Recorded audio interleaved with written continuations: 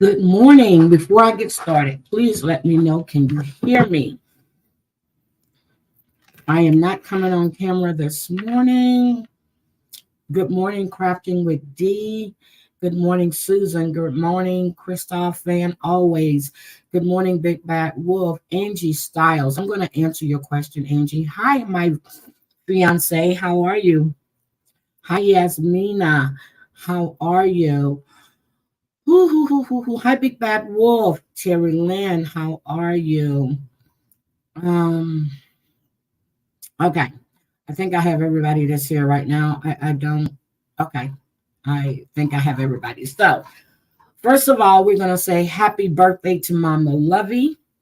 Want to make sure she gets that. And we want to send out prayers for her healing. Also, Kat, the Navy vet, her husband. I received a message from her yesterday. It seems like he's doing a little better. He may be able to come out the hospital earlier. So let's keep them in our prayers. I know Aurelia was going through some things. We're going to keep her in our prayers. Also, Bitch Please was in here yesterday, and she said she had a leg amputated. I'm like, oh my God. I went back to read the chat, guys. I have to go back to read my chat. Good morning, Kels. How are you? Good morning, Melinda. How are you? Let's see. Who else we have? Did I see Beans? I saw something. Cooks with Love, baby. Good morning. How are you?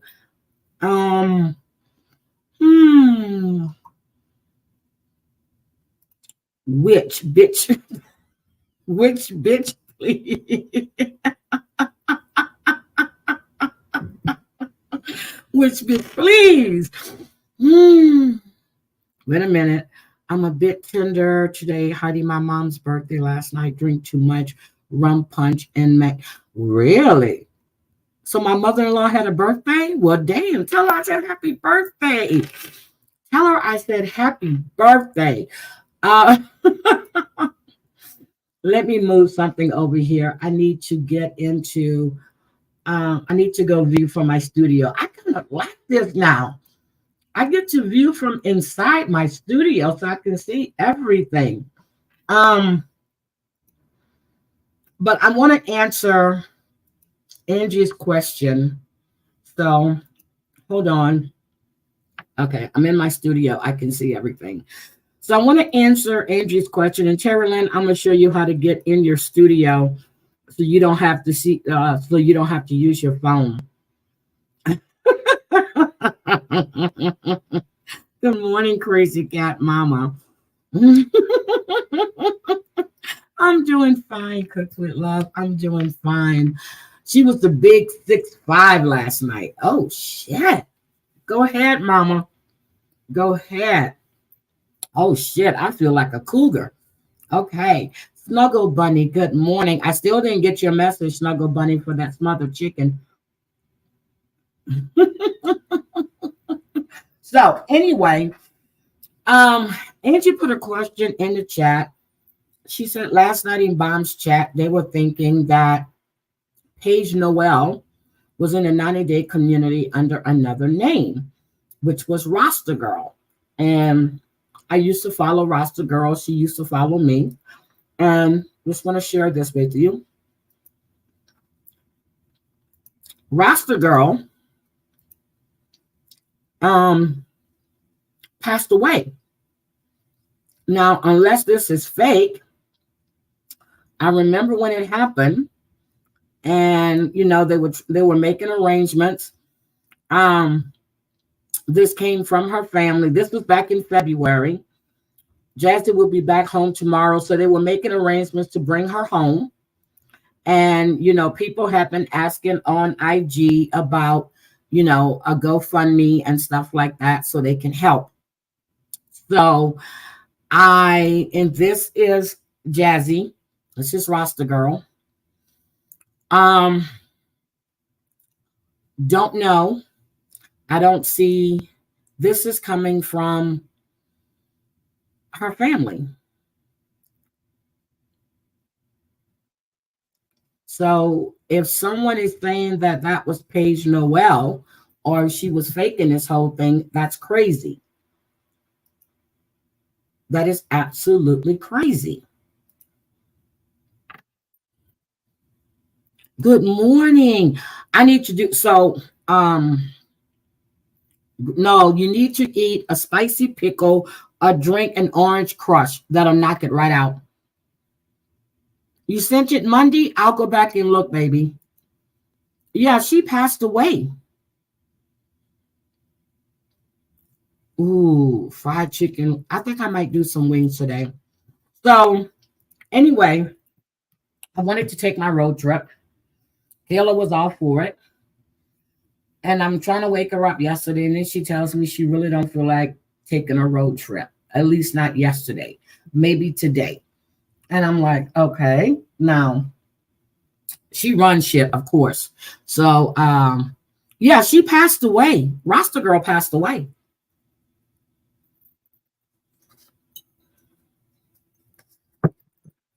So I don't know how that came up. I woke up around 3 o'clock this morning, and I was trying to finish listening to Bombs Live, and then I watched Love After Lockup, and my God, what this morning, as promised, I want to talk about Gilgo Beach. Good morning, Knitting with Amanda. Well, I could do both, I guess, but I don't know if Paige was in the 90-day community. Terry Lynn, do you know if Paige was in the 90-day community? I don't know. I really don't know.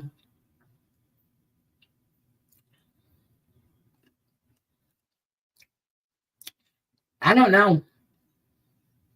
But I know this bullshit that she's pulled is fucked up. She's just showing people that she cannot be trusted. I do feel that I heard Summer Bombs live last night, when she said that she thought that she was a mole. I don't know if she was or not. But what she's done is totally fucked up, in my opinion. I heard a portion of her from the other day when she said that she was belittled and whatever the bullshit was. I don't know. But if you call somebody your friend, you have an issue, you go to that person.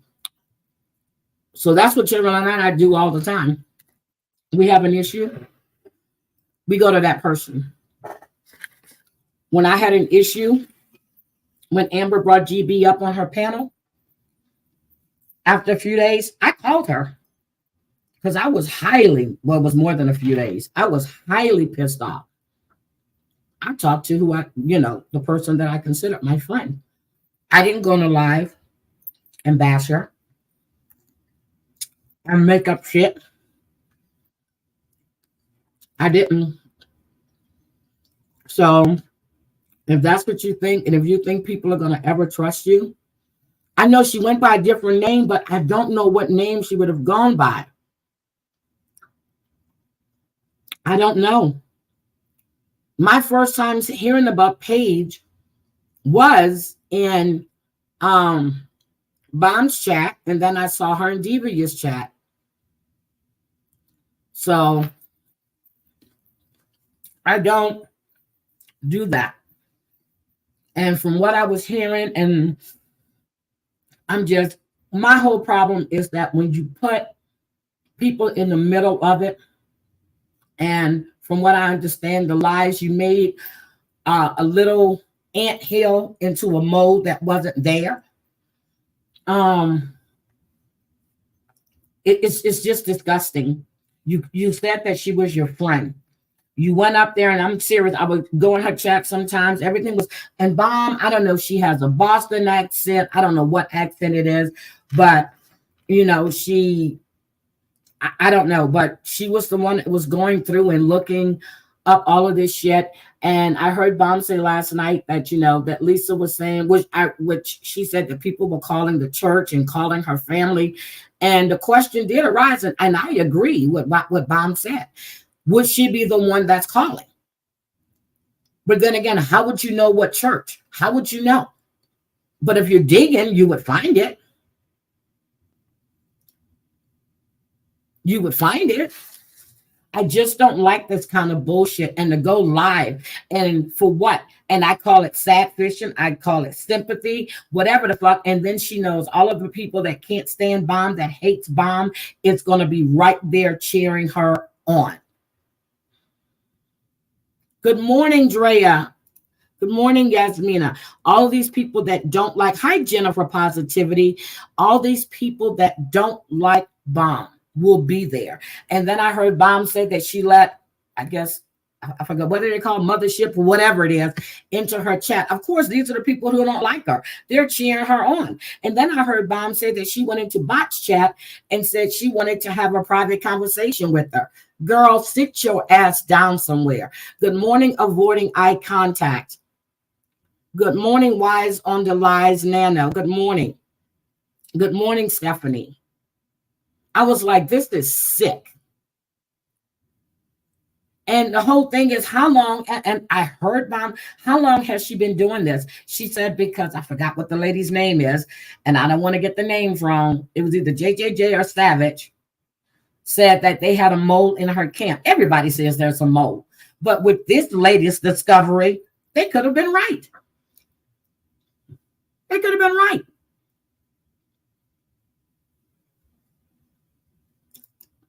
It's okay, Angie. But I wasn't in there to see that question because I fell asleep. Yes, it's going to happen soon. Trust and believe that. But, and I'm eating grapes and cheese. I'm sorry. I got hungry.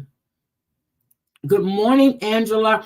Angela, I was in Angel's Live last night. And when I was in there, I didn't see you. But good morning to you. I was trying to keep up what was going on last night. No idea. Jen was up there. I guess I missed the live from the night before. See, that's what happens when you don't go in the live. That's when all kind of shit breaks loose. And, I'm lost. I don't know what they're talking about. So I tried to stay in for a bit. And I'm like, okay, let me go. Because I had no idea what they were discussing. The only thing I understood is that Jen was being attacked. I don't know who was attacking her, but I couldn't follow what was going on, so I left. And then Angel said the video from the night before, she had deleted or put it on private or something. Good morning, Crafting with D. So I don't know what is going on. Have no idea. So I left, and then Bomb went live, so I went to listen to her for a bit, and I fell asleep. So I'll go back and listen to Angel's Live from where Jen got up on panel so I can try to get a better understanding of what's going on. But there was a lot of nastiness in that chat again last night. Oh, you had a terrible headache. Yeah, it was a lot of nastiness being put in the chat again. And, comments were being removed. And Angel was saying, don't block anybody. She wasn't blocking. Nobody was blocking. But those nasty comments that come in, they shouldn't be there. Someone came in my chat yesterday under the name Frankie's Last Ride. And I don't play that. And the reason I know that name is because I go into Angel's chat. Good morning, Jane. How are you? Good. Have your coffee this morning. Good. Angela. Good morning. I'm new to. Oh my God. Thank you. Thank you. Thank you. Thank you. So guys, please hit the like button. I heard about the guy named oh my God, stand-up guy. I heard about him, didn't really pay attention to his name on Savage, and I was looking at Chunky's video yesterday, and he mentioned him. So I went in and I caught a couple of his old lives. Oh my God. Y'all not gonna guess what my favorite one, which the favorite live was. It was the one when he went in on the beat. TL's engaged. So anyway, let's just get to it. So I've been following this Gilgo Beach situation for at least 3 years, 3.5 years. And it was all because I was talking to Lauren one day. You guys know her as NB. That's how far back I go with her. Don't know the whole situation that's going on between what? They were in her, no, in my chat. No. They came in my chat yesterday morning. Oh, you're marrying Gunsmoke. Oh, damn. Anyway, yeah, baby. Hey, girl. Well, now, how's he do it? Yeah. Is that the way he does it? Yeah, when I heard him on your panel. Yeah. All right, girl. Yeah. Okay.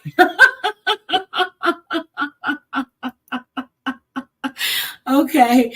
So I've been following this for a while, and Lauren and I had the idea, that she was going to go down and try to get her sister, because she didn't live too far from that area. And we were going to try to get her sister on and interview her. And this was years ago. So when good morning, Just Danny. So when the news broke about Rex being arrested, it was like, oh, get the hell out of here. So I yes, in my chat yesterday morning. So you see, it's not you that brings them, Angela. It's not you. But they were in my chat. And as soon as I saw it, I knocked it out. But yes, they were over here. So and the only reason I know the name is because I'm in Angel's chat. Other than that, I wouldn't have thought nothing of it until I saw it. I wouldn't have thought anything about it. But then I realized what they were saying. And mods, please, if you see something like that, please just zap it. If you don't want to, don't just zap the comment. Just remove that comment. So anyway, so we went and we were talking about it. So I have the affidavit. Another body was identified on Friday. And when I was in Mob Rats Exposed chat the other day, he had the interview that Rex did with someone up there years ago. Good morning, Brown Eyed Cutie. And he was playing it. And then we were in there, and I think it's Chris Trock. Yes, Chris Trock said that his sister-in-law was one of the victims. But he met his wife years after she went missing. Good morning, Gamecock Jenny. So what I want to do is I'm going to play a little, and then we're going to discuss the victims. I have the affidavit. I'm going to put it on the screen, and we're going to discuss each one of these victims. Okay. So let me get this set up for you guys real quick. How's the weather here? The weather here is beautiful. Let's see. Let me share my screen.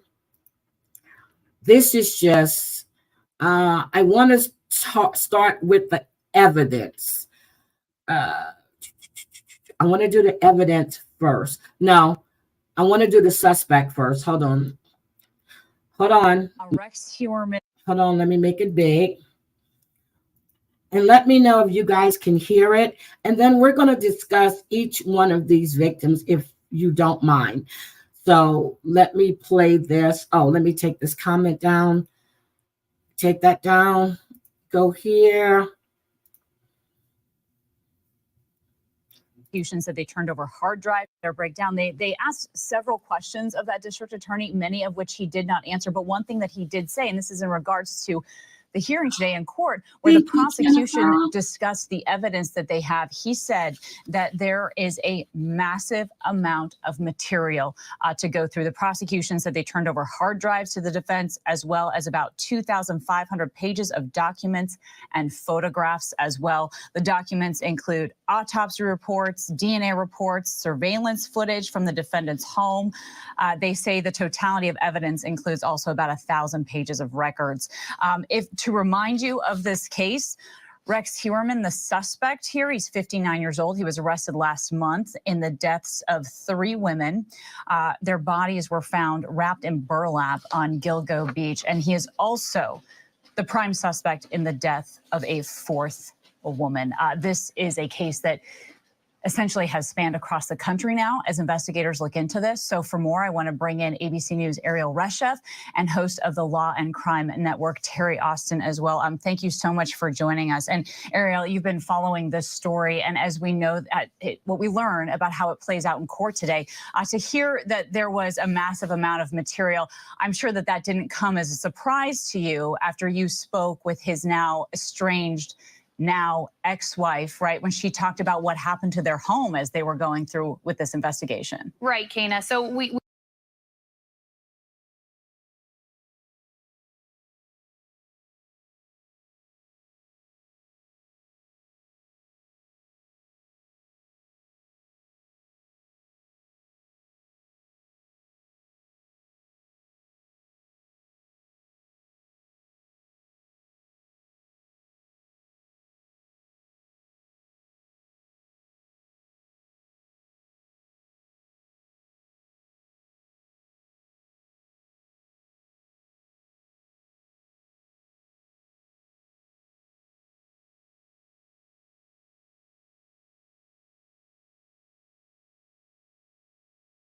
You know what? I'm talking and talking and talking. Oh, I just replayed your video. I was talking and talking and talking. She said that it's his ex-wife. She's not his ex-wife. She just filed the paperwork. So they're not divorced yet. So, okay, let me go. We did speak with his estranged wife, Asa Ellerup, last night. Thank we spoke you. to her directly. We also spoke with her attorney, and they described the aftermath of that massive full-scale investigation that we saw at the family's property, where they had a backhoe digging up the backyard for evidence and forensics teams scanning the entire property using ground-penetrating radar in order to try to detect any anomalies under the surface. We also know Asa shared these photos with us of the inside. That's her bathtub slashed apart. She said her couch has been ripped apart. They were looking for any kind of evidence they could possibly get their hands on. And as you heard there in the press conference, now authorities will begin the long and arduous process of processing all of that material that they've gotten out of the house and trying to figure out if they can piece together whether Rex Heuermann is connected to any other possible unsolved crimes as well. Kana? All right, Ariel. And Terry, what do we know about the family helping out with this, cooperating with this? How important would potentially his ex-wife's testimony even be in something like this? I think it's important that both sides are cooperating with each other. You see the prosecution here talking about giving discovery to the other side, making sure that if there's anything exculpatory, meaning that something that will help the defense, obviously he will turn over that. It seems to me the most important part right now is this schedule. As they are investigating, as they are collecting evidence, there is going to be a rolling discovery schedule where the prosecution turns over the massive, he said it was massive amounts of information as he turns that over. So it does seem to me as though the parties are cooperating, and it does seem to me that the prosecution is trying to make sure the victims, including the wife, can speak for themselves and not intruding on their privacy. Certainly, and Ariel, I believe the wife's defense attorney said, at this point, they haven't been approached in regards to her possibly testifying. Now, the wife has a defense attorney, which to me was shocking because she's not accused of anything, but she has, maybe they misspoke, but they said she has a defense attorney. And I'm trying to understand, why would she need a defense attorney? It was said that a lot of this was being done when she was away. He had burner phones. He had everything. So his first victim that was found on the 10th. On the 10th, she was found. Her name is Melissa. I think that's her name. Yeah, her name is Melissa. She was found on the 10th, and she had been reported missing. She told her family that she was going to go meet a man, and when she didn't come back, her mother called and did a missing persons report on her. Now, it was said that once that report was filed, the family started getting all of these phone calls, which is effed up. The family started getting all of these phone calls, and they've tied those calls to him.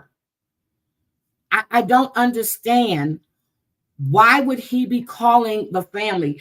So she disappeared on, let's see, Melissa disappeared on, I'm trying to get this down. So Melissa disappeared on December 8th. No, I'm sorry. She disappeared. She was last seen July 12th. And she said she was going to go meet some man. Well, she never came back. Family filed the report. She was discovered on December 10th. And let me just get this affidavit. Oh, I can't put them both on the screen for you. She was found because an officer had his training dog, and they were doing an exercise. The dog's name was Blue. They located human remains. Those remains belonged to Melissa. So each time somebody reported somebody missing, it seems the family started getting all of these weird phone calls. Or anything like that. But still, when you have a chance to talk to her and to learn about what she did know or what she didn't know that might even be more important here, what did she say to you? Well, the attorney's saying it's far too early for them to know whether or not she'll be even asked to testify. You would imagine the DAs are exploring that option. But they say that prosecutors both say this, and police, and as well as her defense attorney says that she was completely in the dark about these alleged activities that her husband was taking part in, that he used burner phones in order to contact the alleged victims, that she was out of town, according to phone records, anytime one of these killings occurred.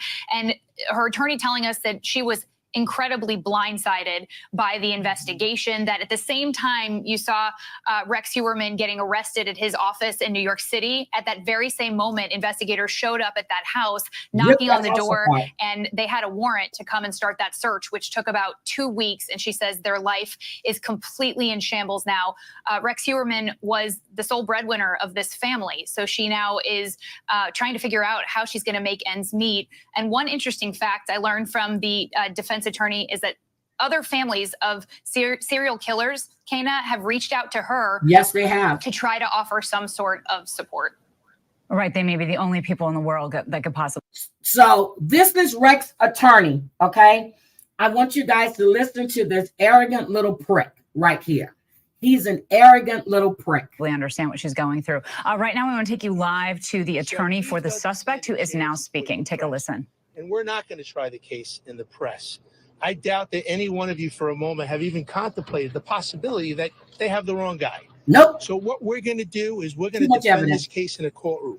In the courtroom we just were in, where we have 12 fair and impartial jurors, where we have a fair and impartial judge, where words like presumption of innocence and beyond a reasonable doubt, where words like that reign every day. That's where we're going to try this case. So we're not going to try it in the press. We're going to do our due diligence. We're going to defend this case in a court of law. Do you feel like police and authorities have the wrong guy? All I can say is he's presumed innocent. There have been hundreds, if not thousands, of leads in this case, and we haven't even seen them yet. I know about these leads from you folks who have reported these leads for the last 10 years, 12 years. So the answer is they very well could have the wrong guy. How do you explain the DNA link to Heuermann's wife, the Google searches, and the cell phone locating data? Have you seen the DNA yet? Listen to him. And I'm asking you, have you? What prosecution says links your client to these? I haven't seen anything yet. Have you seen anything? Well, I'm asking how you, as his lawyer, explain what the DA describes as voluminous amounts of it. The government is looking to convict my client. I haven't seen anything. So I can't sit here and defend DNA and recovery of evidence and things that they claim they have until I see it. I haven't seen anything.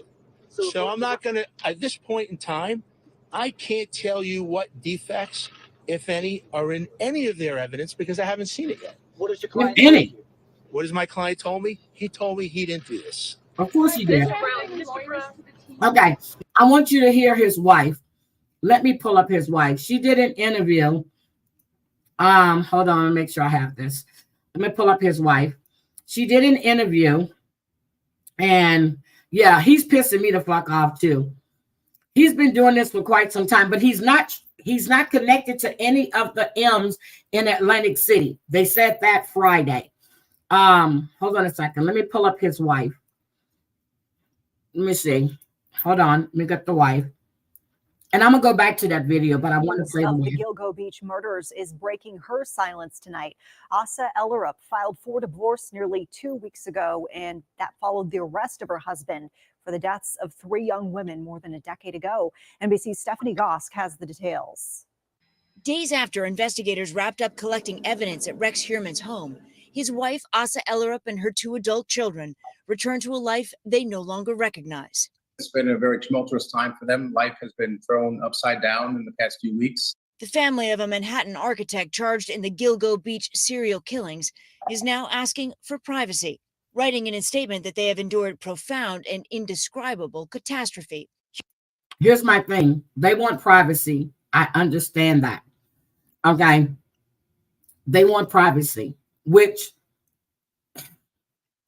I'm thinking about the victims' families. I understand that you're now a victim.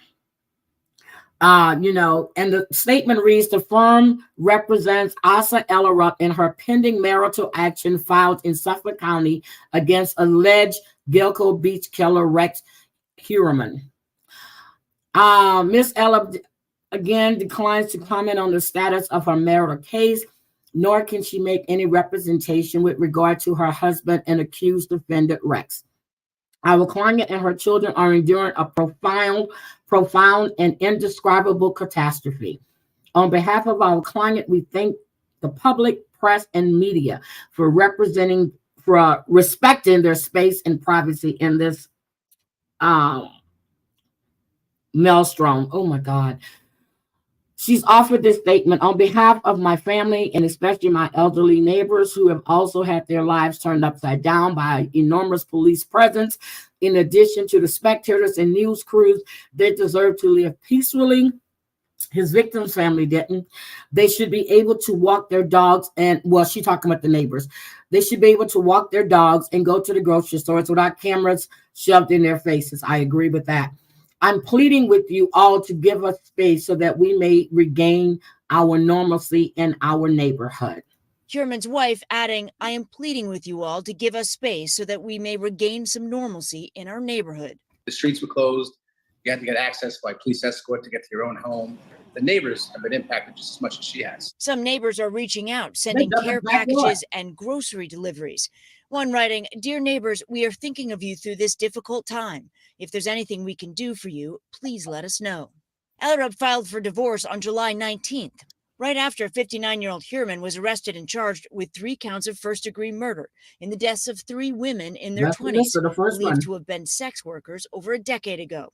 And he's now the main suspect in the disappearance and death of a 4th woman. This is we have obtained a massive amount of material. Following a nearly 2-week search of the family home, investigators say it'll take time to analyze and catalog what they found, as police in other states are also looking into potential connections to other unsolved crimes, including in Las Vegas, Nevada, where Heuermann had a timeshare, and in Atlantic City, New Jersey, for possible ties to the 2006 Eastbound Strangler case, while his estranged wife focuses on moving on with her life. She needs to protect herself and her children at this point, not knowing what's going to happen with him. Okay, so that was the one that had his wife. This shit is crazy. So then on the 13th, hold on, I'm gonna pull up this affidavit real quick so I can put it on the screen for you guys. I need you to Let me see. Here we go. I'm going to pull up the affidavit and I'm going to put it on the screen. All right. I have it. Okay, I have it. Let me share this affidavit with you guys real quick. Share. Which one is it? I'm trying to share my screen. Hold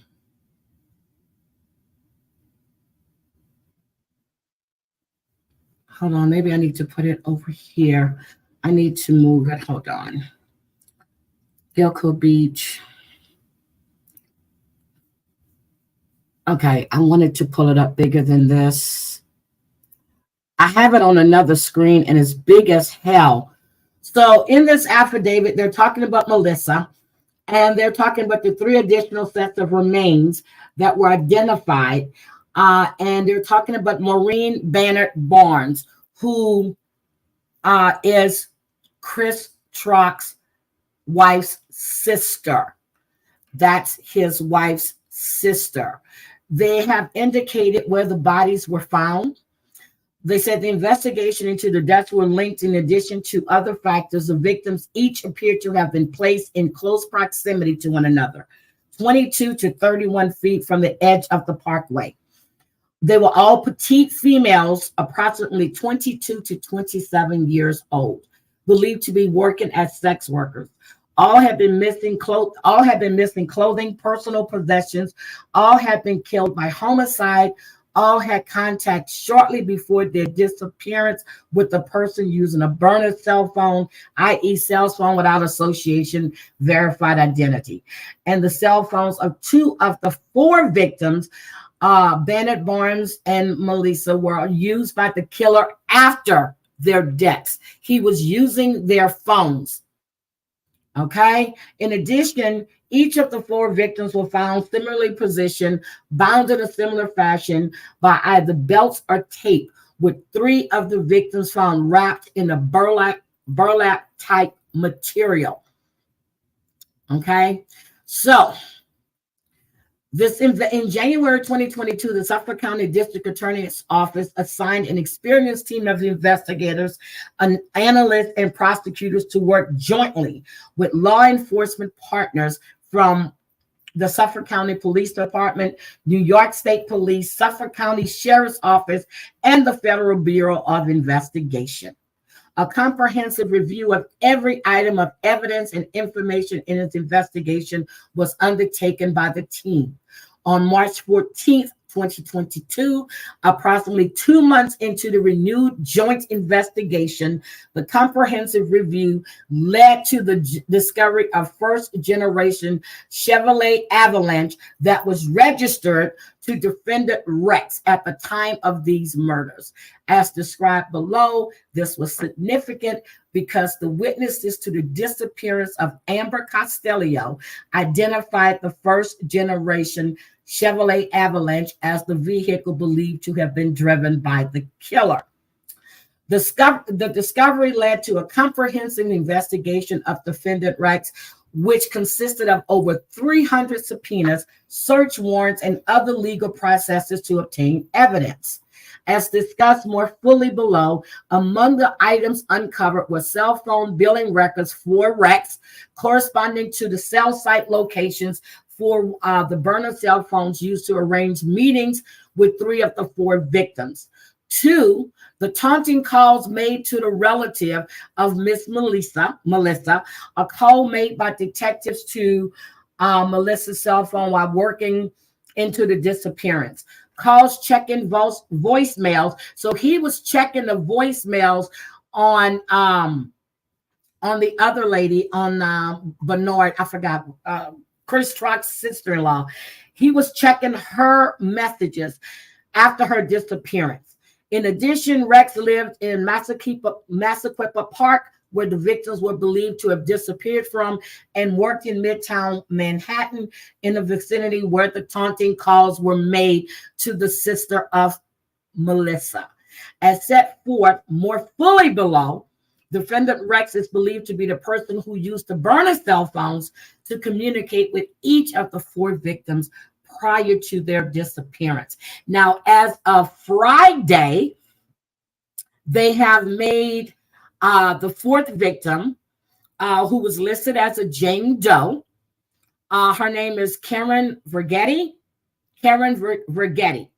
She was identified as 30. She went. Her remains were found on Long Island's Fire Island on April 20th, 1996. She was identified this past Friday, and she went missing February of 1996. More of her remains were found on April 11th. She was just spread all over the place. So they're continuing. Now, there are 3 other victims. They haven't tied him yet to Maureen, which is Chris Trock's sister-in-law. They haven't tied him to that murder yet. But Maureen was last seen on July 9th, 2007 in New York City. At the time, she was believed to be working as a sex worker. On July 6th, 2007, Maureen's cell phone was contacted by a burner cell phone. Between July 6, 2007 and July 9, 2007, there were 16 interactions between this burner phone and Maureen's cell phone. On July 9th, 2007, the last cell site location for Maureen's cell phone was at approximately 11:56 p.m. in Midtown Manhattan near the 59th Street Bridge. I know where that's at. Therefore, thereafter, Maureen's cell phone had no further activity until July 12, 2007. 3 days after her disappearance, 2 outbound calls were made from Maureen's cell phone, checking her voicemail from cell site location near the Long Island Expressway. So my question is, if you're saying he was using burner phones, but you haven't tied him to her murder, that's crazy. There's your evidence right there, which they're investigating. They're investigating. Same thing happened to Melissa's cell phone. He was contacting her messages. She was last seen, as I told you, on July 10th. She was believed to be working as a sex worker. On July 3rd, her phone was contacted by a burner phone. Thereafter, Melissa's cell phone was contacted by this burner cell phone on July 6th, July 9th, July 10th, which was last day she was seen alive.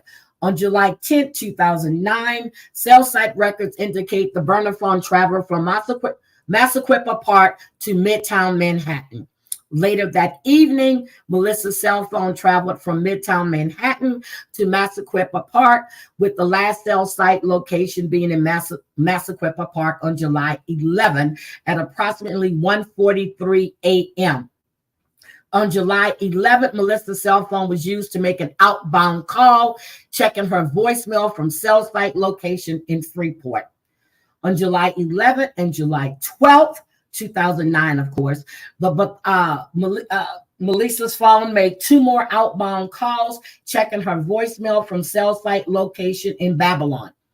July 17th, July 23rd, August 5th, August 19th, and August 26th, Melissa made taunting calls to her phone, made taunting calls to family members, some of which resulted in a conversation between the caller, who was male, and a relative of Melissa, in which the male caller admitted killing and sexually assaulting her. As the cell site locations of Melissa's phone during these taunting calls were all in Midtown Manhattan. So tell me this man isn't guilty. Good morning, Colleen. All in Midtown Manhattan. Tell me he's not guilty. I mean, good morning, Colin. I said Colleen. Oh, you love my channel, Colin? Thank you. Thank you. Hi, how are you? Yes, it was the young women that disappeared. Touch your love. Yes, welcome, sweetie. I'm reading the affidavit, guys, so I wasn't looking at my chat. I'm so sorry.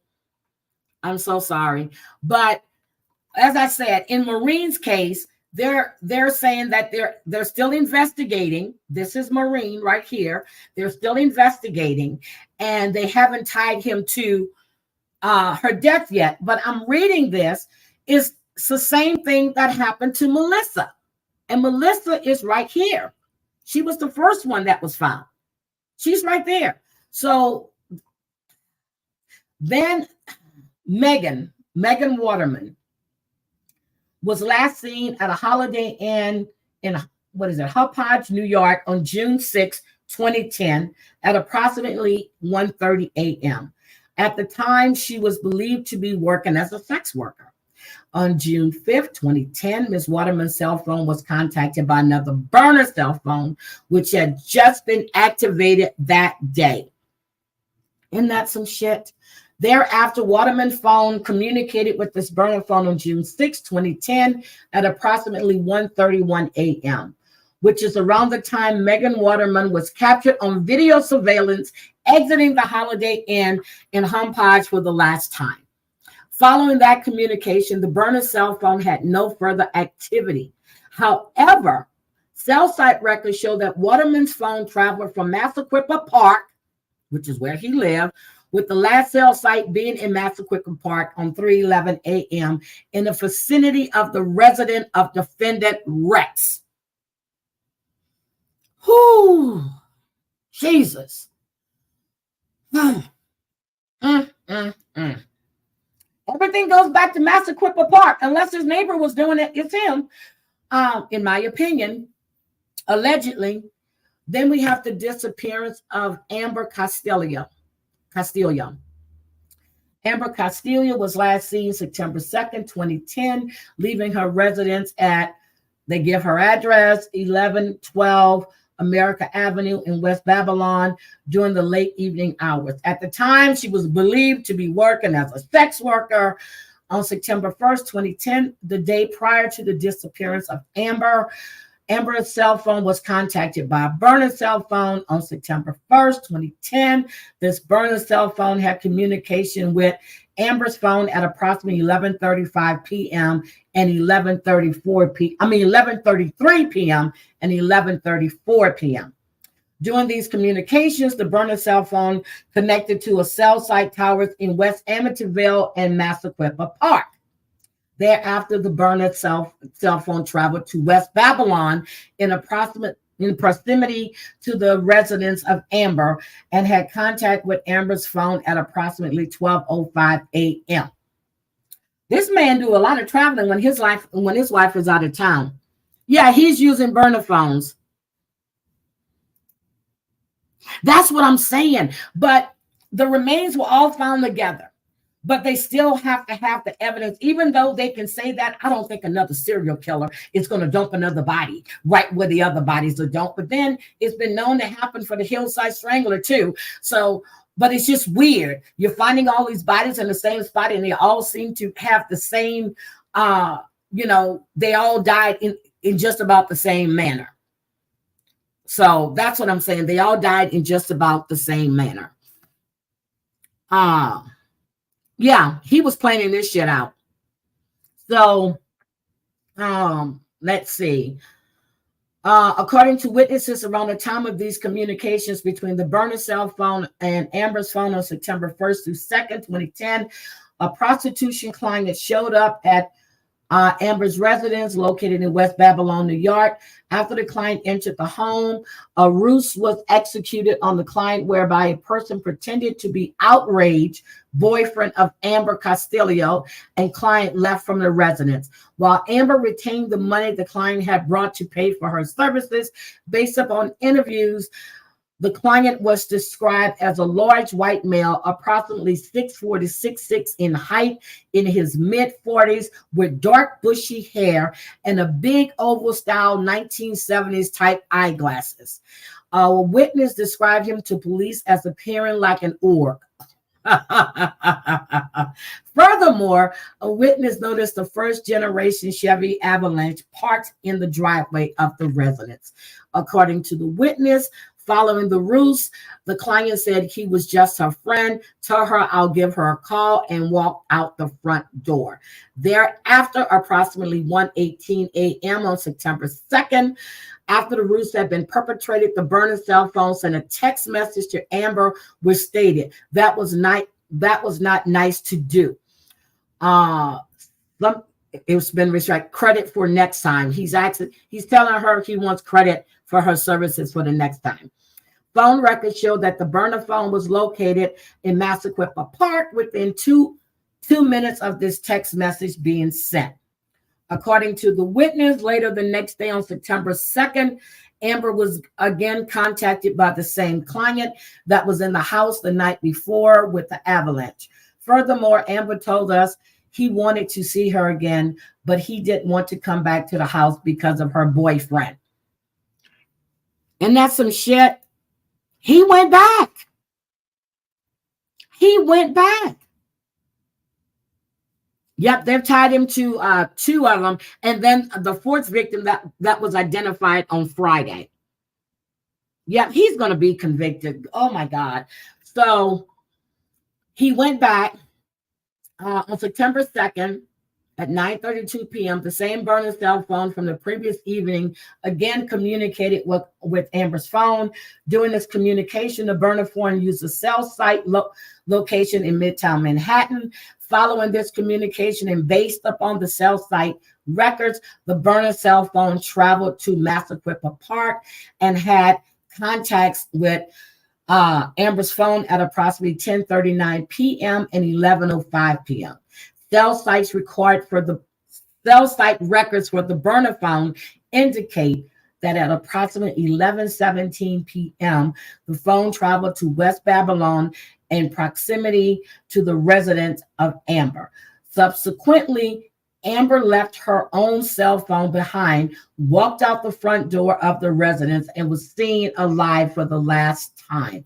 Shortly after Amber left the house, a witness observed a dark-colored truck pass the house, specifically coming from the direction Amber had walked towards.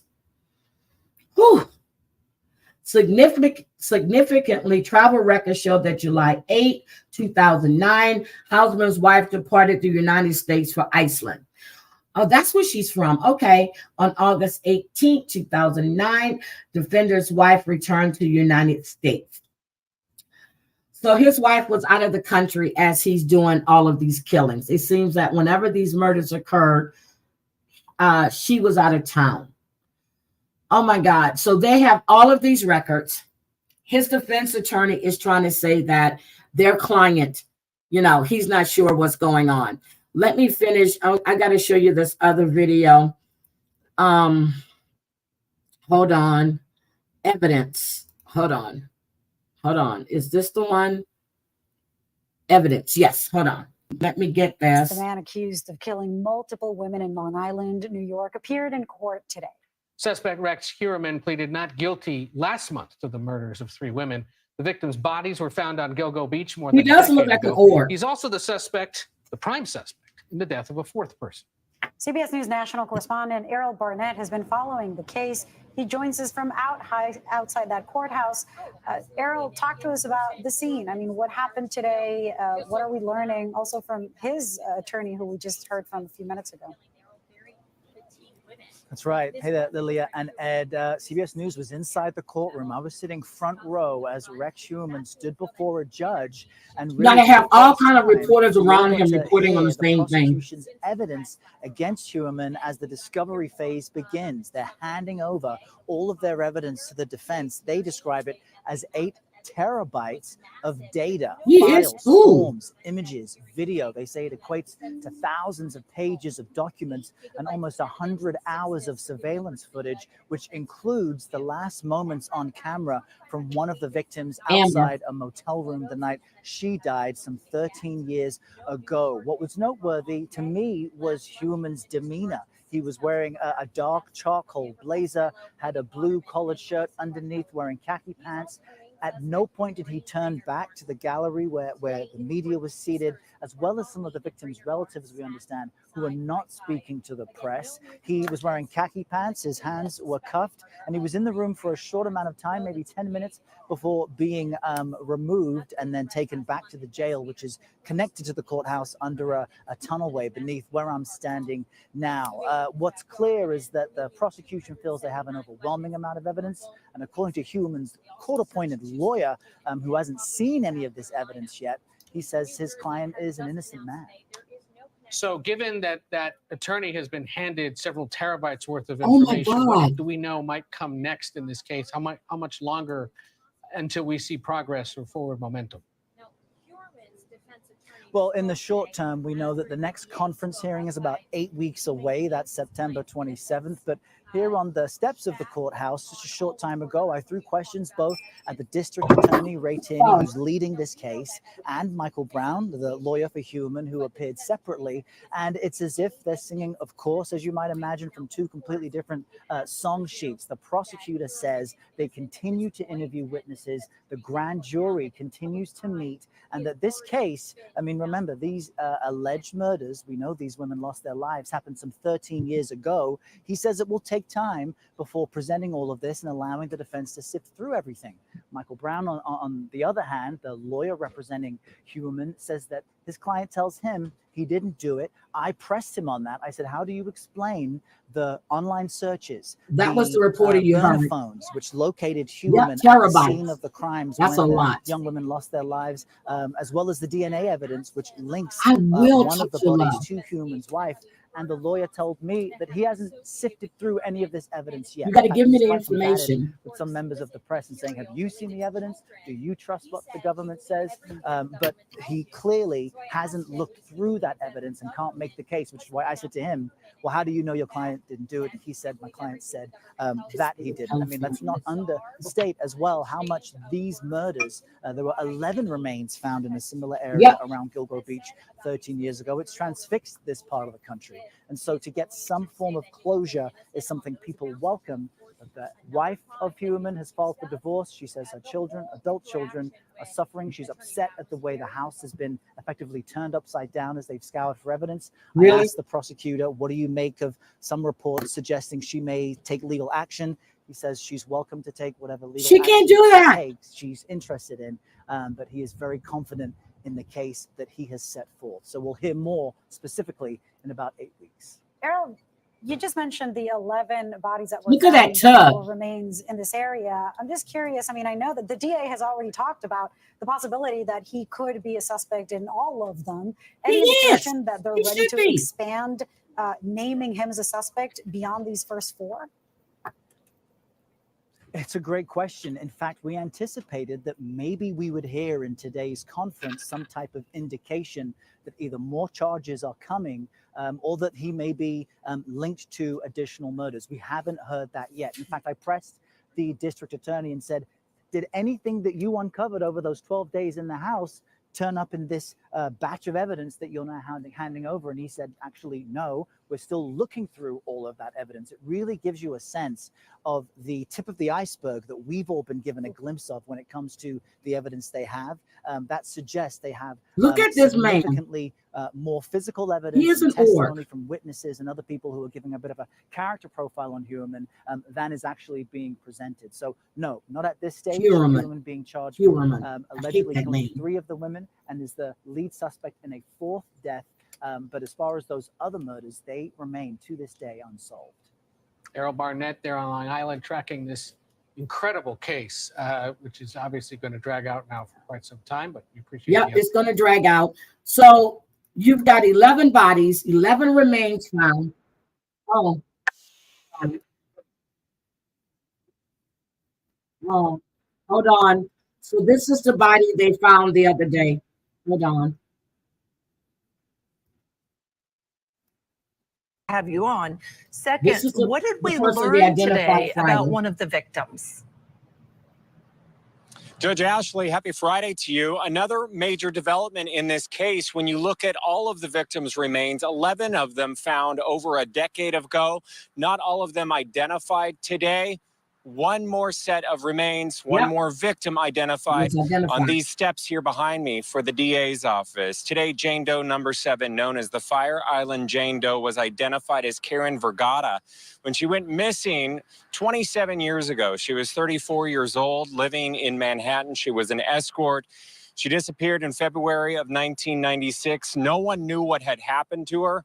And then remains were found in 2011. Her legs and feet were discovered in the beach of Long Island, or Fire Island, rather. Her skull located near the dismembered remains of Jane Doe number 3, known as Peaches, off of Ocean Parkway in Long Island. Gilgo Beach Homicide Task Force that was formed just last year. Their investigation also led to the arrest of Rex Heuermann in the Gilgo 4 case. And also this task force started to look into details and evidence in all of the other cases that remain unsolved. And through genealogy, they were able to identify this particular victim today. So take a listen. All 4 of these.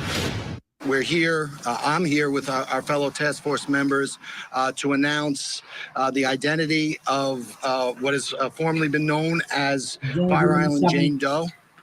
On April 20th, 1996, female remains consisting of legs and feet were found on the bayside shore of Fire Island, about a mile west of Davis Park Beach. Good morning, Theo. Good morning. Thank you for coming. I'm just talking about the Gilgo Beach murders and the person they've arrested. Guys, this is Theo from Do Better Podcast. If you haven't checked him out, do so. He covers a lot of great topics, a lot of great subjects, and I really, really enjoy his show. I became a member yesterday. I hadn't been in his live for a few days because I was really busy. He's been killing people for a long time. Yes, he has. A long time. Good morning, Jesse Roth. But if you haven't checked out Theo's thing, please drop his link in the chat.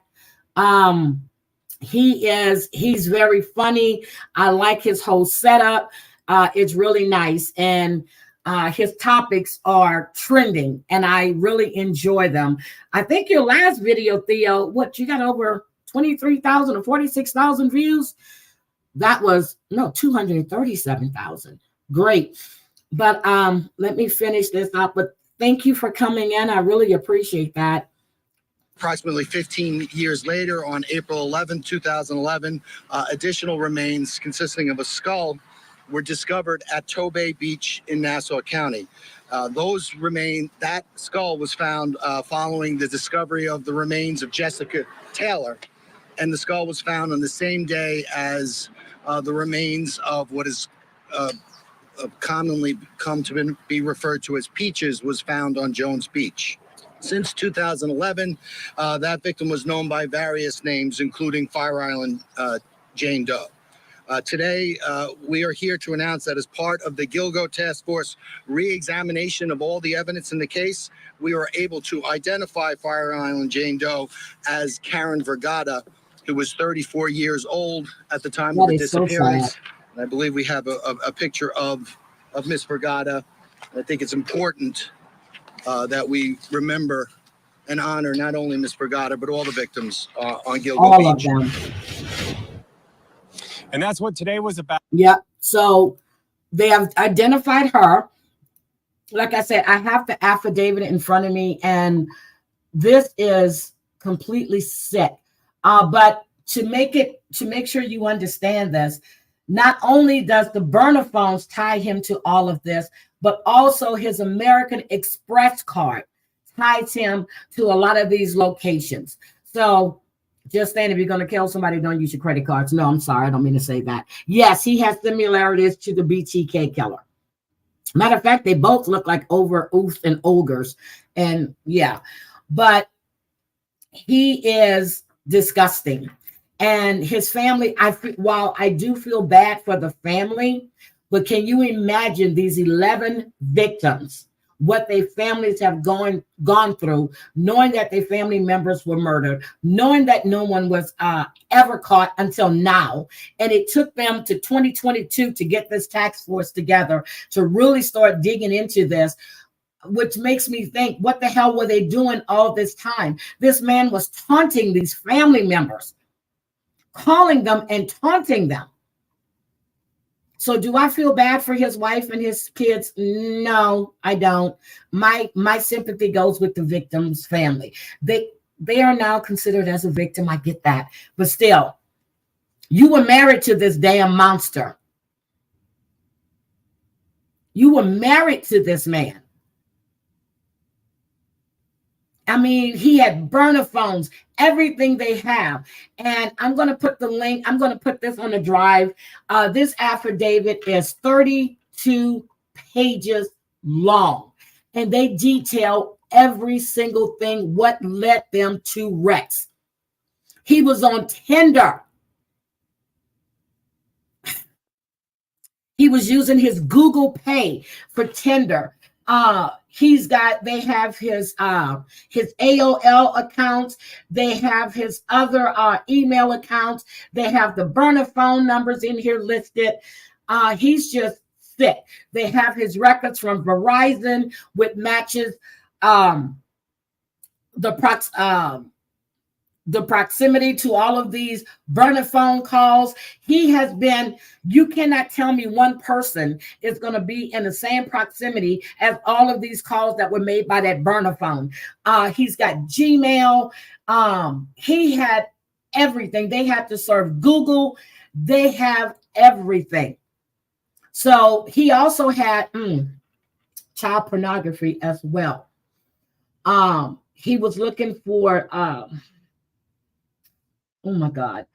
His searches on his Google account included sex workers, sadistic torture related to pornography and child pornography, Mistress Long Island, mature escorts, girl begging for rape porn, teen girl begging for rape porn, pretty girl with bruised face porn, torture redhead porn, 10-year-old schoolgirl, had a plump pussy lips cut off porn, skinny redhead tied up porn, short fat girl tied up porn, tied up and rape porn, Asian twink tied up porn. You name it, he was looking for it, okay? Cum shot and crying porn, girl hog tied and torture porn, 10-year-old blonde hair girl, chubby 10-year-old girl, black girl 10 years old, girl with face beat up, chubby 10-year-old girl crying, 13-year-old schoolgirl, age 12 child girl with blonde hair, blue eyes, blonde hair girl, young depressed, teen girl, oiled bodies, preteen girl with makeup, nude slave girls, old janitors, gangbang, little schoolgirl, crying girl, painful anal, schoolgirl, crying teen porn. Oh my God. Then he looked up articles. Why could law enforcement not trace the calls made by Long Island serial killer? Why hasn't the Long Island serial killer been caught? He was looking up himself. Map of all known serial killers, unsolved serial killer cases, America's 5 most notorious old cases, 11 currently active serial killers. This is the searches he was doing. Okay. He is a grotesque man. He was looking up articles on the task force. So he was getting nervous. On March 28th, he was looking up search for Long Island serial killer. He looked up the maps. He is disgusting. Hold on, let me just share this with you again.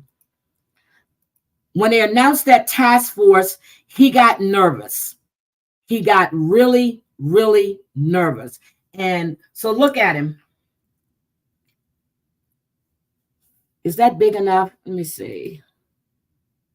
Yeah, look at him. He was linking his fictitious email accounts to his burner phone. They give you the phone number and everything. There he is. He was seen in a store going to buy a burner phone. There he is right there in Midtown Manhattan. They went digging, honey. They went digging. He paid for the phone with cash, as you can see. Hi, Casey. He went digging. He went digging. So again, with the DNA analysis and examinations of the victim's body, she was left restrained. Well, Maureen, the one that they're still trying to tie him to, she was left restrained by 3 leather belts, one of which was utilized to tie Maureen's feet, ankles, legs together. During the examination of the belts, a female human hair was recovered from the buckle of the belts by Suffolk County Lab. Hereinafter, female hair on Burns on December 18, 2010. Suffolk County Laboratory this hair and was able to determine that the corresponded to a Caucasian head hair fragment. Although this hair was not suitable for nuclear DNA profiling at the time, it was subsequently submitted for another DNA analysis. On Megan Waterman, she was left bound by clear or white duct tape. During the course of the examination, Ms. Waterman's body, 2 female human hairs were recovered, one from outside the head area, the other from the tape of the head area. Both hairs were recovered in the vicinity of Waterman's head, and there were 2 female hairs on water. Examination by the Suffolk County Laboratory indicated the 2 female hairs on Waterman exhibited Caucasian European characteristics, but when unsuitable for further DNA testing at the time. The 2 female hairs on Waterman was subsequently submitted for DNA analysis. Wait a minute. So they're finding female hairs. Could this be his wife might be connected? Oh my God, there are female hairs that are found on these bodies. But his wife is supposedly out of town. Do you think he had a partner? Oh my goodness. Let's see. Yeah, a St. Bernard could connect these cases. On the examination of Amber's body revealed she appeared to have been bound by 3 pieces of clear white duct tape. During the course of the analysis, Amber female human hair was recovered, specifically on a piece of tape inside of the burlap wrapping in the vicinity of Amanda's head. A subsequent examination of the female hair on Amber led to the determination that it had Caucasian European characteristics. It was unsuitable for further DNA testing at the time. It has been submitted. Oh my God. As noted above, female hair on Barnes, 2 female hairs on Waterman, and female hair on Amber were all sent to the outside forensics laboratory. Forensic laboratory number 1 applies DNA techniques and direct genome sequencing in difficult to solve forensic casework and the identification of human remains. In or about July 22nd, forensic laboratory number 1 was able to determine that each of the aforementioned female hairs recovered on the 3 victims each belonged to a female individual mitochondrial, and this female was not any of the victims.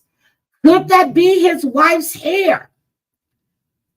On or about July 21st, 2022, an undercover SCPD detective recovered 11 bottles from a trash receptacle that had been left out for collection in front of defendant Rex.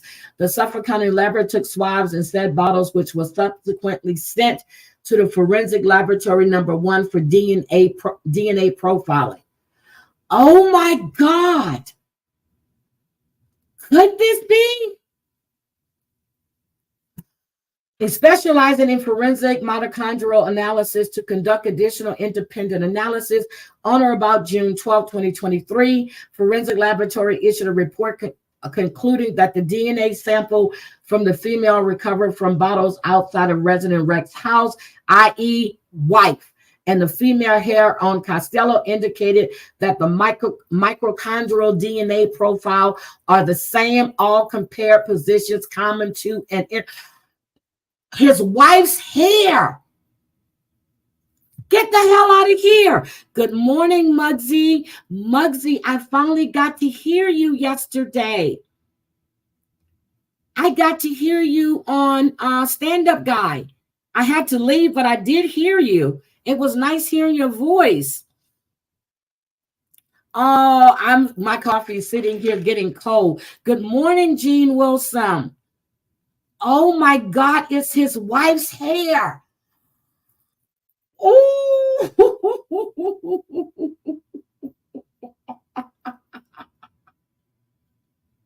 They're saying that his wife's hair cannot be excluded.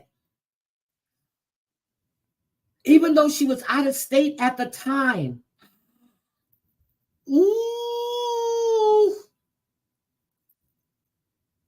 They said it's Caucasian European characteristics. She's from Iceland. Good morning, red-headed stepchild. How are you? Oh my God. Oh my God. I didn't read all of this. I got tired of reading. Oh my God. And it got his DNA from the pizza box. You guys know that.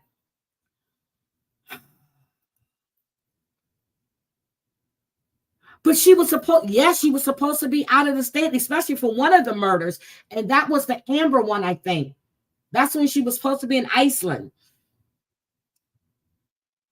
She's been out of state for 30 years.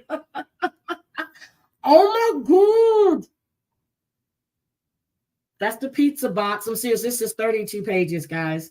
32 pages. They said 99.9696% of North American population from the male hair on watermen. Based on the foregoing 99.96%, North American population can be excluded from the male hair on watermen, which means it's Rex. It's his hair when he was used to restrain Megan. Oh my goodness. So he is remanded without bail. And it's appropriate. I'm sorry. I do believe, and I'm serious. I am so serious. You cannot tell me you found her hair, which she can't be excluded, on 3 of these victims. Only one of the victims, she was said to be in Iceland. It was actually said, it was proven she was in Iceland at the time of the murder in July of 2009. Oh my God. Oh, they have a 95% confidence level on the margin of error, as North American database does not include every single DNA sequence of North American forensics, which could require the typing of every individual. So they are confident. They have 95% confident in their results. What if he dressed as his wife? Huh. Okay. So Christoph, another thing I was thinking, he's bringing this stuff from the house, tape and all of that stuff. It picks up lint and hairs and everything else. So I'm going to go with you on that.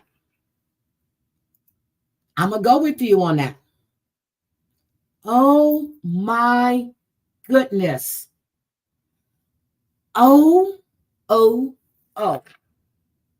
You fucked. He's fucked. He's fucked. He's fucked. Yeah, they said she has a defense attorney, which I found, and I said that earlier, I found that strange. But it's here. It states that the hair, his wife, could not be ruled out.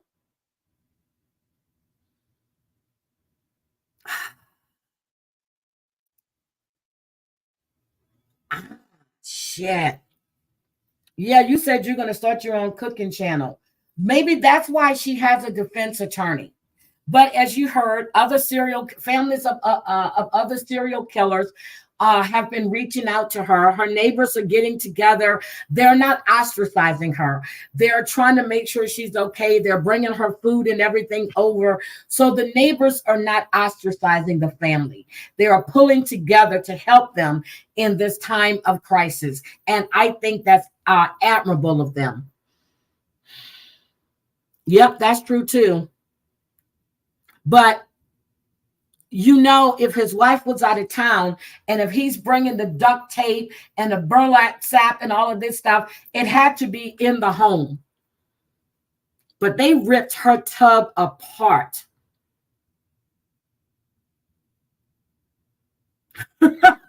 Drea. Oh my God.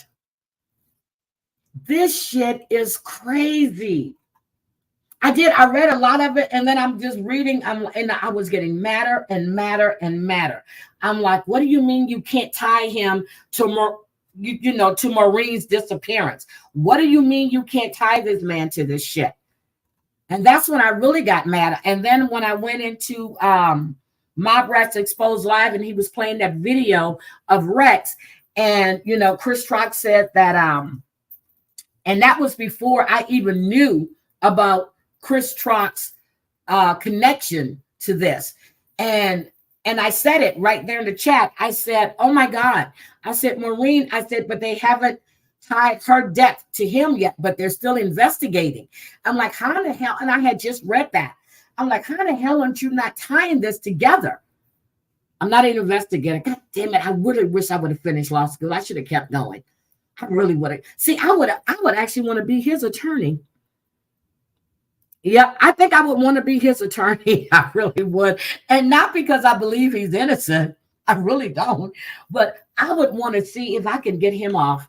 That's the challenge I would challenge myself with. But then again, in all good consciences, I couldn't. I probably, I would lose my law license if this man ever told me he did the shit.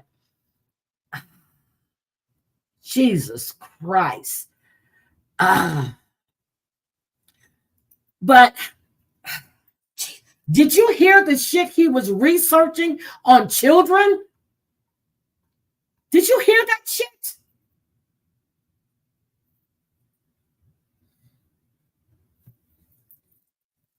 And it said on Waterman, on Amber Waterman, 99.69%.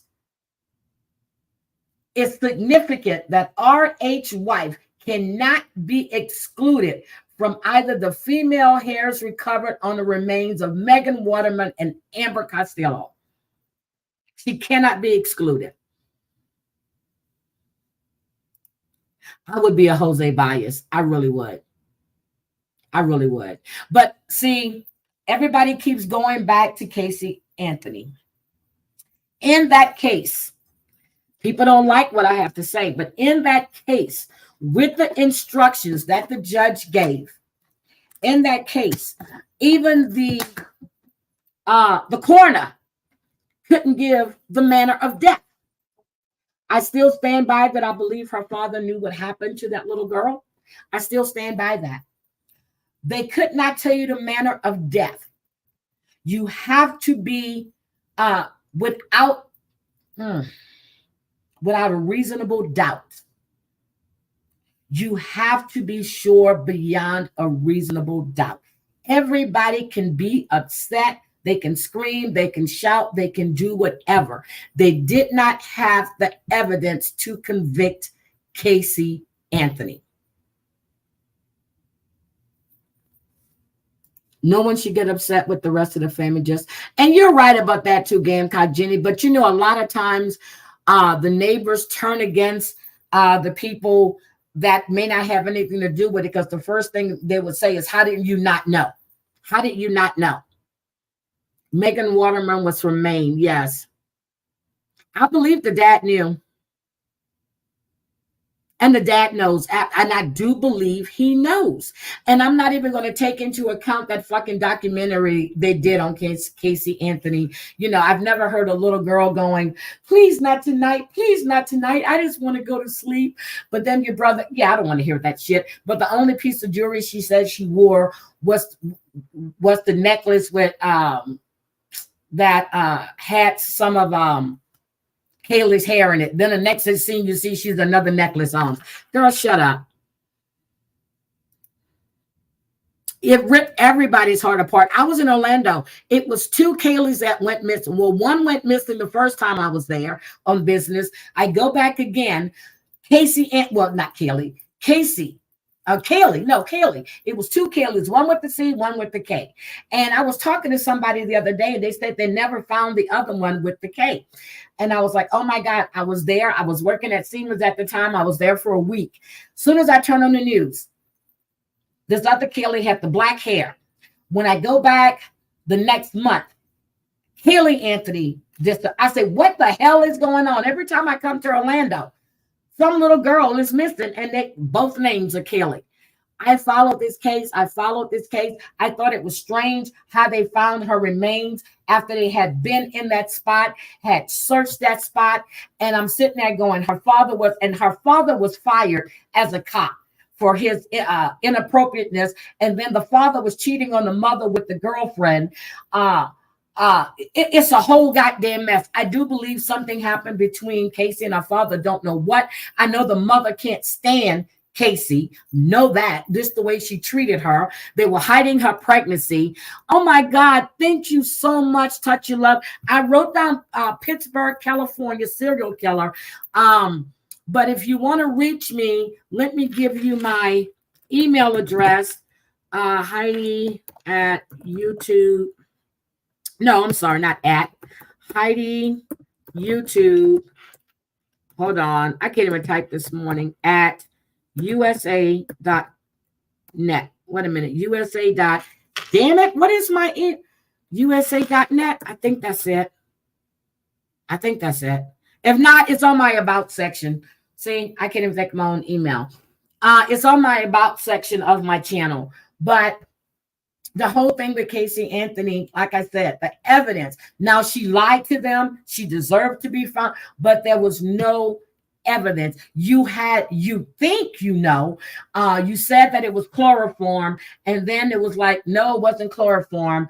You said that she had tape around her mouth when the girl had been discovered, but it was just crazy. And I'm listening to all of this, and I love this coroner. I watch her show all the time. When you're up there on the stand, she could not tell you how that little girl died. You're going to name your channel name Heidi? Heidi, I think what would be your channel name? It better be Black and White Unite. Oh, I like that. But it doesn't say cooking. You got to make it something salacious, something juicy that's going to make people want to watch. Yeah. And the jury came back. They didn't have the evidence. They can say that she was giving Jose Baez blowjobs, whatever the hell may be. Don't care. A jury of 12 people. And I know it hurt their hearts. They could not find her guilty. But with the instructions that the judge gave, there was no way they were going to convict this woman on this murder case. Same thing with O.J. Simpson. Now, I'm going to believe here that O.J. killed two people. He had a drop of blood on the steering wheel, a drop of blood on the door handle, and one little cut on his finger. So you kill two people. They said that Ron was killed first. So Nicole came out to get her glasses from Ron. OJ pulls up. He's in a fit. He starts stabbing Ron, and he told Nicole, you stay your ass right there because I'm coming for you next. Nobody heard her scream.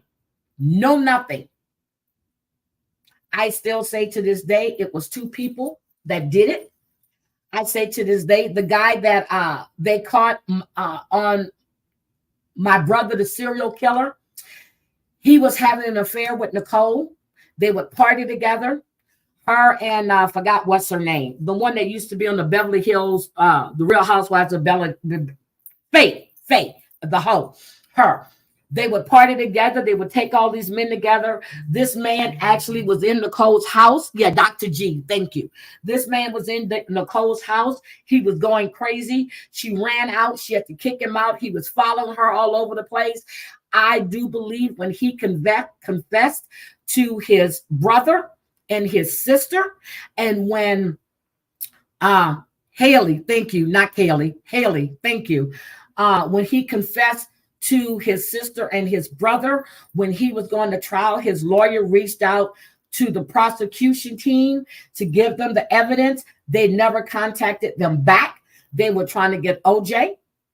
Now his dumb ass had to go take his ass to court. You already know you were going to jail because they say you got away with murder. I don't believe he murdered Nicole at all. I really don't. I believe he knows who did it. That I never said I didn't, but I don't believe he murdered. There's no way. There's no way. All that blood. Yep, she was never found. I keep saying Kaylee, but her name was Haley, but I know they were too close together. Shit. So I'm just, yep. It's just crazy. It's just, they proved she was a liar. She lied. How the hell you walk through Disney World and speaking to people? And then Nanny, wait a minute, what was the name of the nanny? Nanny to something. I'm like, what? Is that straight from Disney? I was like, she guilt. But I think the dad had everything to do with it. I think the dad knew exactly what happened. Now, do I believe that? I do believe that the little girl drowned. I really do believe she drowned. There was an accident at that home. And the fact that the dad would only talk to her or contact her when the mom was not home. That told me a lot of stuff. When I watched the videos of them having the visits when she was in jail, just the way the dad would look at her, and then he's telling her, you need to watch those videos and watch their interactions together. So I love Dr. G. Yep, that's her, Dr. G. So I'm just like, even though we're going to sit there and we're watching it. Now, that young man that killed those people during the Black Lives Matter protest, when I heard the charges that they had put against him, I said, no way in hell. That's overzealous. You're never going to prove that. You can't. The charges were overzealous. There were too, they couldn't back up what they charged him with at all. Your stepfather is Jamaican. I had to deal with so much shit when I was younger from white people. Woo. JL, you are a pretty good looking man. I'm looking at your profile pic. You're a pretty good looking man. But anyway, that's Galco. I'm going to see, how do I put it? I'm going to have to put it in a folder and put the link on my community tab for you guys. Yeah, I like her.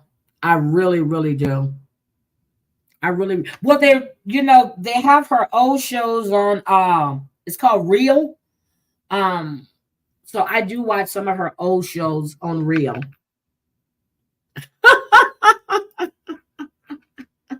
That's makeup, JL. I don't wear makeup all the time. I do not wear makeup all the time. I don't like a lot of makeup. So, but anyway, I just, there's a lot of cases. And then there's a case, I don't know if you guys have heard about this case, but I really want you, because I have been pulling things together. The name of the, hold on, let me tell you what his name is real quick. I got to look through my notes real quick. Hold on. Let me tell you what his name is. He's that psycho killer. There was a show done on it, The Devil You May Know, and I'm going to cover him. He is he's the one that was eating people. Disgusting. I'm going to definitely be covering him. This happened in North Carolina. I'm going to be covering him. I'm still pulling some stuff together on that. He's just a sick person, and body parts and all kinds of shit. All right, Tina, just do it later on. You know what, JL? I need to make a bread pudding. My mother used to make the best bread pudding. I need to make a bread pudding. But I'm glad you guys were here. I wanted to run through this affidavit, and there's 32 pages, but on the 4 victims that they were talking about, and those are the ones that they've tied to him. They're still going with the other 7. So as soon as we have updates on, even though they were all found in the same area, they just can't say he did it. They need that evidence to prove it.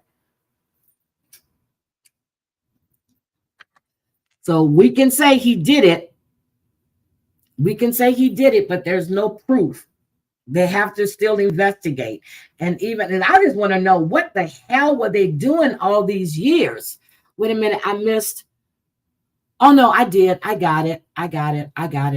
Okay, so that's my Saturday morning. Now I do have Love After Lockup. I do have that, but I do want you to hear. Okay, hold on. I just want you to hear this. This whole thing with Love After Lockup this week was just sick. And anytime a criminal is dumping your ass, something is wrong. So hold on a second. And let me know if you can hear this too. I recorded some of this. Ooh, banana fritter sounds good. Drea, are you honing in on my fiance, Drea?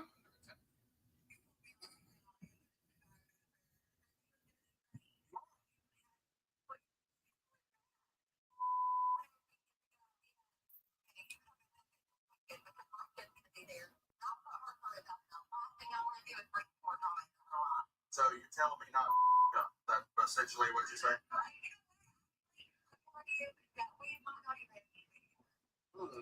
Hey, man.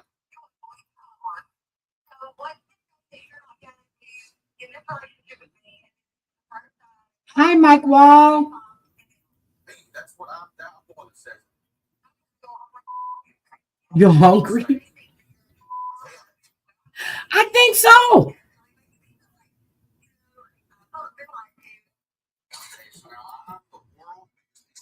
Because I sort of omitted things, but I thought we had a complete understanding of that. So anyway, I am going to cover Love After Lockup sometime today or tomorrow. I don't know when. But that whole show, when Brittany was telling Andy off, that floored me. But yeah, she trying to make him her side piece. I see that. And in my face too. Hi, not my real name, B. In my face too. Damn. I tell you what, when a man starts talking about cooking, all the women start running. All the women come running. Mike Wall, do you cook? You need to go back and listen. I don't know if you were here the whole time or not, Mike, but you need to go back and catch the beginning too. I was talking about the Gilgo killer, Rex Heuermann. I can't stand that name because you're not a man. You're an animal. He's a monster. Okay, I have been live and today again is Mama Lovey's birthday. Let's wish Mama Lovey a happy birthday. Also, my mother-in-law had a birthday last night. JL's mom, wishing her a happy birthday. He's got a hangover right now. And let's just keep U.S. Navy vets Kat's husband in our prayers, along with Kat, because she needs to take care of herself as well. And Aurelia, I didn't see Bitch. Oh no, Bitch Please was in here. She was. Well, she changed her name. Shit, yours can cook too? Yep, gotta do it. We don't want him, Snuggle Bunny. But you know what? I've seen your husband. He's a pretty good looking man. I don't know. JL keeps acting up. I might have to go steal Snuggle Bunny's husband. Thank you all for coming and participating today. Let me just say thank you to Jennifer Positivity for the super chat. I really appreciate it. She says, enjoy your day, everyone. I have my grandson today. He just woke up, so I will catch the replay. Thank you, Jennifer. We want to say thank you to Touch Your Love. Touch your love. Touch your love. I love that. Great coverage. Thank you so much. I really, really appreciate you being here. And if you guys haven't hit the like button, please hit the like button for me. I don't ask for much. Look, for much. I don't ask for much. I just hit the like button. I don't ask for anything. Just hit the like button. I don't know if I'm cooking anything today, but tomorrow I have to see what I'm gonna make. I'm gonna go see, can I find me some oxtails? I don't know. I kind of want some curry oxtails. I really, really do. Let's see. Dang. Yeah, I'm sorry. I have been on since 6:30, and you know I don't like to keep people long. I don't. And I know people have they have things they're going to do. They have to start their day off. That's why I try to get you in the mornings for coffee and we can laugh and talk. I don't like holding people. Yep, that cost is free $99. It's free $99. So I just want to say thank you. I really appreciate you all being here. And I know I had a little thing to say earlier, but again, if you haven't gone in and listened to Bombshells Live, I'm just taken aback. I really am. And I need to go listen to, I don't want to hear that other live. I really don't. But in order for me to give my honest opinion and observations about what's going on, I'm going to listen. But from what I hear and what was played, Paige, you fucking dead wrong. Ooh, curry oxtails. Never try. Yes, curry oxtails are delicious. Y'all, curry oxtails are delicious. And if you're not a member to the channel, which I think everybody in here is, please hit the not the join button is for membership. If you want to join, that's fine. But hit the button and say subscribe. Hit your bell. See, I forget to say all that stuff all the time. So when I go live, you guys will know I'm going live. Sunday morning service should be a good one. Sunday morning service should be good. I need to listen to a few lives so I can give some feedback on what I've heard, what I've listened to. And yeah, everybody in the chat is always great. Always great. I like to see you guys chatting. I like to see you interacting with each other. And I like to put your comments up on the screen. Oh, you hung up. See, that's because you needed to see me. But again, oh, before I go, hold on. I want to show you. I actually want to show you wait a minute. I wanted to show you Do Better podcast. Hold on a second. Hold on. Do Better. Do Better. Hold on. Let me show you.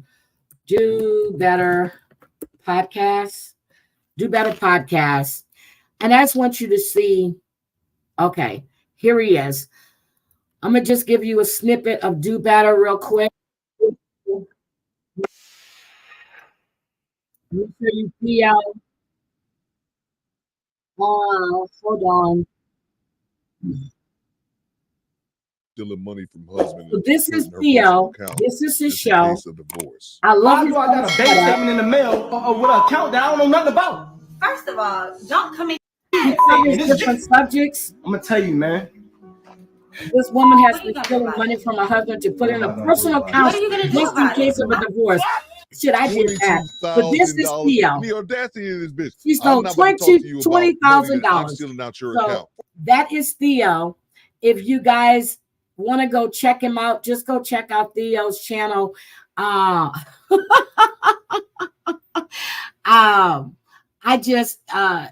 Angie, you have a great day. So check him out. I mean, I like his content and he does a lot of trending subjects. So I like him. All right, honey, email me. I just answered you this morning too from your other email. So I will see you guys later. Have a great Saturday. Bye.